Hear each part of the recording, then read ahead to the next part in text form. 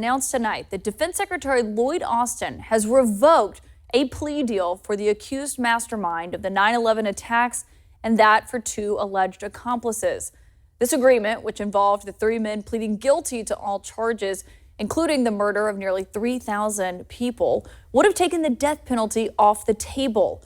Joining me tonight is CNN's Pentagon correspondent Oren Lieberman. Oren, obviously, when this deal was announced by prosecutors, it sparked a lot of backlash from the families, from lawmakers.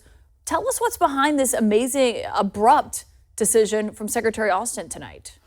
Abrupt is a bit of an understatement. We only found out about the plea agreement 2 days ago, and it would have brought to an end what was a very long and complicated process to try to bring Khalid Sheikh Mohammed and two of his alleged co-conspirators to justice.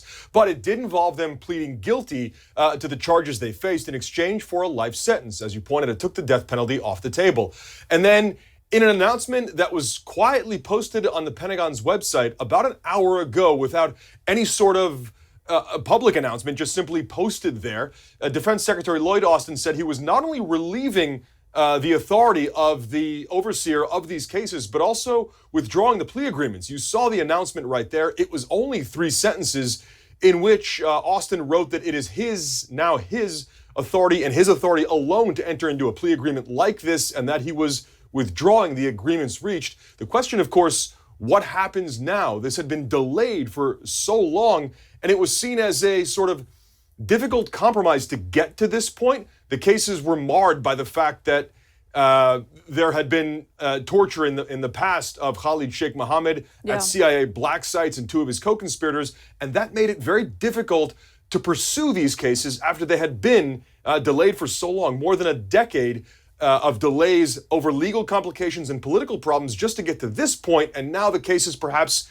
in a bit of limbo once again. Yeah, well, Oren, given that, and I know Secretary Austin was traveling this week and is now back, the White House said yesterday they were not aware of this plea deal until it was struck. Do we know if Secretary Austin was aware of this?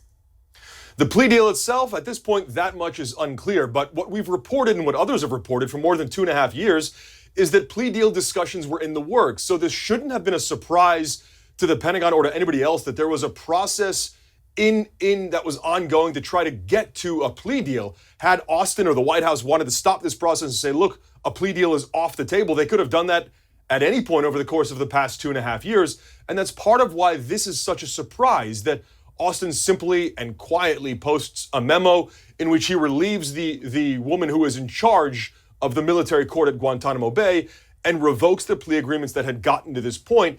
You have to believe that part of that was the ferocity of the bipartisan backlash and the ferocity of the backlash from the victims' families when they were notified of this and then when it was announced publicly.